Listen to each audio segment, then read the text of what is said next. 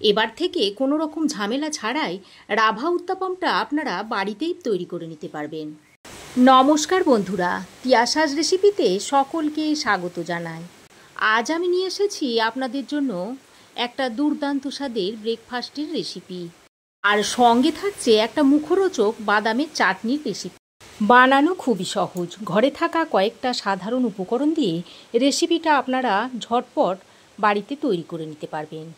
এটা আপনারা school, college বা অফিসের টিফিনে দিতে পারবেন বা সকাল বিকালে ব্রেকফাস্ট হিসাবেও খেতে পারবেন। তো চলুন আর দেরি না করে রেসিপিটা দেখে নেওয়া যাক। তো সুজির উত্তপম বানানোর জন্য প্রথমে আমি একটা ব্যাটার তৈরি করে নেব। তার জন্য একটা বড় বাটির মধ্যে নিয়ে নিচ্ছি, এই বাটির মাপ করে 1 বাটি সুজি, আর সঙ্গে দিয়ে দিচ্ছি হাফ বাটি টক দই। যে বাটির মাপ করে সুজি নিয়েছি সেই বাটির মাপেই টক দইটা দিয়ে দিতে হবে। এবার আমি এর মধ্যে নর্মাল তাপমাত্রার জল দিয়ে সুজি আর দইটাকে ভালো করে মিশিয়ে নিচ্ছি। দেখুন, খুব ভালো করে মিশিয়ে নিয়েছি। এবার এটাকে ঢাকা দিয়ে 10 মিনিট রেস্টে রেখে দিচ্ছি। ততক্ষণে আমি উত্তাপামের জন্য কি নিয়েছি আমি আপনাদের দেখিয়ে দিচ্ছি। নিয়েছি টমেটো কুচি, নিয়েছি ধনেপাতা কুচি, কাঁচা লঙ্কা কুচি আর কিছুটা পেঁয়াজ কুচি। এবার আমি বাদামের চাটনিটা বানিয়ে নেব। তার জন্য ফ্রাই প্যানে দিয়ে দিচ্ছি কিছু বাদাম। এবার এই চিনে বাদামগুলোকে শুকনো খোলায় ভেজে নিচ্ছি। এইভাবে ভাজতে ভাজতে বাদামটা যখন দেখবেন ফাটতে শুরু করবে, সেই পর্যায়ে বাদামটাকে নামিয়ে নিতে হবে। দেখুন, বাদামগুলো ফাটতে শুরু করেছে। এবার এই পর্যায়ে বাদামগুলোকে আমি নামিয়ে নিচ্ছি। নামিয়ে একটা বাটির মধ্যে ঢেলে নিচ্ছি। এবার আমি চাটনিটা বানিয়ে নেব। তার জন্য ফ্রাই প্যান গরম করে দিয়ে দিচ্ছি 1 চামচ সাদা তেল। এবার এই গরম তেলের মধ্যে দিয়ে দিচ্ছি হাফ চামচ মতো গোটা জিরে, বিউলির ডাল দিয়ে দিচ্ছি অল্প একটু, 1 পিঞ্চ মতো হিং দিয়ে দিচ্ছি। এবার ফোড়নটাকে কিছুক্ষণ নেড়ে চেড়ে মিশিয়ে নিয়ে এর মধ্যে কয়েকটা রসুন কুচি দিয়ে দিচ্ছি, একটা পেঁয়াজ কুচি দিয়ে দিচ্ছি, দিয়ে দিচ্ছি কিছুটা আদা কুচি, 2টো শুকনো লঙ্কা দিয়ে দিচ্ছি, কিছু টমেটো দিয়ে দিচ্ছি, কয়েকটা কারি পাতা দিয়ে দিচ্ছি আর কিছু কাঁচা লঙ্কা দিয়ে দিচ্ছি। এবার সব কিছুকে ভালো করে নেড়ে চেড়ে মিশিয়ে নিতে হবে।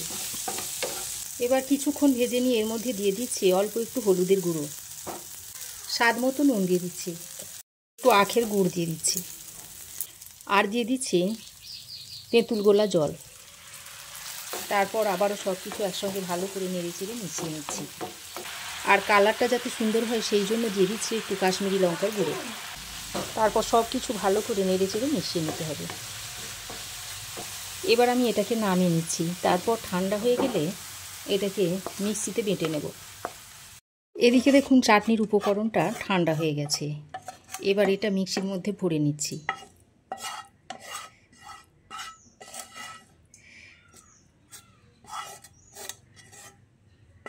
এবার যে বাদামগুলো ভেজে রেখেছিলাম সেগুলোর মধ্যে দিয়ে দিচ্ছি। তারপর এর একটা মিহি পেস্ট তৈরি করে নিচ্ছি। তো দেখুন, এটার একটা মিহি পেস্ট তৈরি করে নিয়েছি। এবার একটা বাটির মধ্যে ঢেলে নিচ্ছি। এবার এই চাটনিটার উপরে একটা তড়কা দিয়ে নেব। তার জন্য তড়কা প্যানের মধ্যে দিয়ে দিচ্ছি 1 চামচ সাদা তেল, দিয়ে দিচ্ছি থেতো করা রসুন, 2টো শুকনো লঙ্কা, অল্প কিছু বিউলির ডাল দিয়ে দিচ্ছি, সামান্য পরিমাণে একটু হিং দিয়ে দিচ্ছি, কয়েকটা কারি পাতা দিয়ে দিচ্ছি, 2টো গোটা জিরে দিয়ে দিচ্ছি, একটু কাশ্মীরি লঙ্কার গুঁড়ো দিয়ে দিচ্ছি। এবার ভালো করে নেড়ে চেড়ে মিশিয়ে নিচ্ছি। নামিয়ে নিচ্ছি। নামিয়ে তরকাটাকে চাটনির মধ্যে ঢেলে দিচ্ছি। তারপর ভালো করে নেড়ে চেড়ে মিশিয়ে নিতে হবে। তো চাটনি রেডি হয়ে গেছে। এদিকে দেখুন, ব্যাটারটা 10 মিনিট রেস্টে রাখা হয়ে গেছে আর দেখুন জলটা টেনে নিয়েছে। এবার আমি এই সুজির ব্যাটারটাকে একটা মিক্সিং জারের মধ্যে ভরে নিচ্ছি।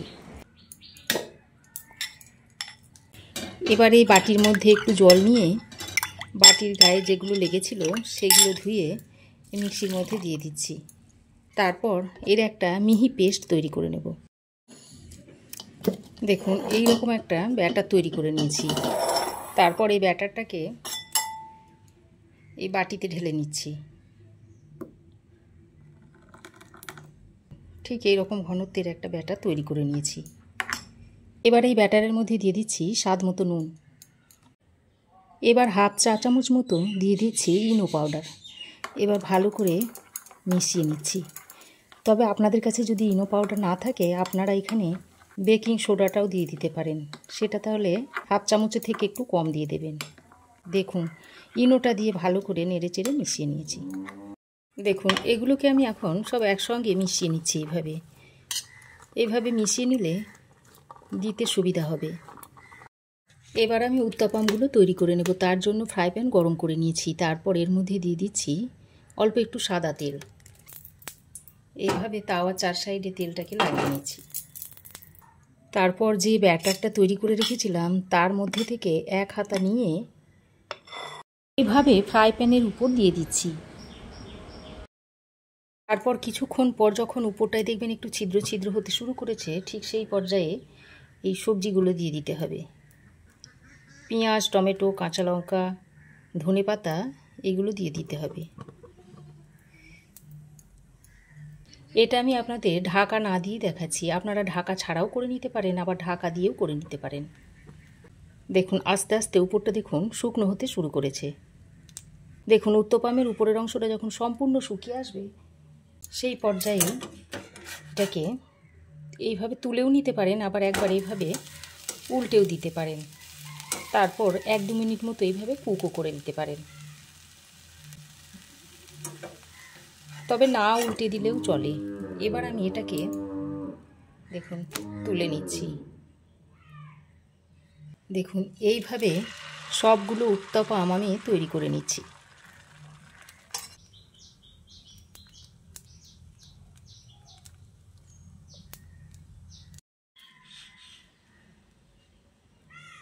দেখুন এটাও তৈরি হয়ে গেছে। এটাকে আমি তুলে নিচ্ছি।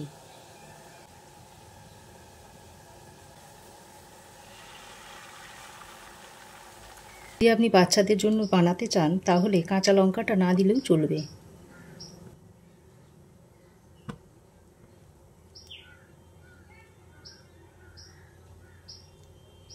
যদি আপনারা এটা ননস্টিক প্যানে তৈরি করেন তাহলে তেল ব্রাশ না করলেও চলবে। আর যদি লোহার তাওয়াতে করেন তাহলে মাঝে মাঝে একবার করে তেল ব্রাশ করে নিতে হবে, তাহলে আর প্যানের মধ্যে লেগে যাবার ভয় থাকবে না।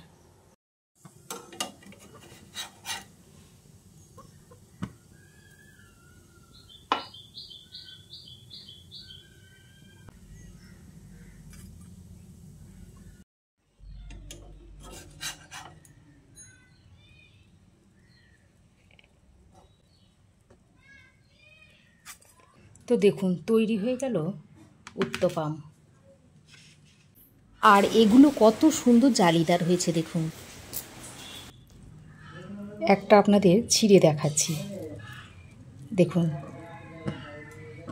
এটা দেখতে যেমন সুন্দর তেমনি খেতেও খুবই সুস্বাদু হয়। তো এভাবে আপনারাও একবার বাড়িতে বানিয়ে খেয়ে দেখবেন, আর কেমন হয়েছে অবশ্যই একটা কমেন্ট করে জানাবেন। আমার এই আজকের রেসিপি যদি আপনাদের ভালো লাগে তো অবশ্যই একটা লাইক ও শেয়ার করবেন। পাশে থাকা বেল আইকনটা অবশ্যই প্রেস করে দেবেন। আর আমার চ্যানেলে যদি নতুন হয়ে থাকেন তো চ্যানেলটাকে প্লিজ সাবস্ক্রাইব করার অনুরোধ রইল। আজ এ পর্যন্তই। আবার দেখা হবে নতুন কোনো রেসিপি নিয়ে নেক্সট এপিসোডে। সে পর্যন্ত ভালো থাকবেন, সুস্থ থাকবেন। ধন্যবাদ।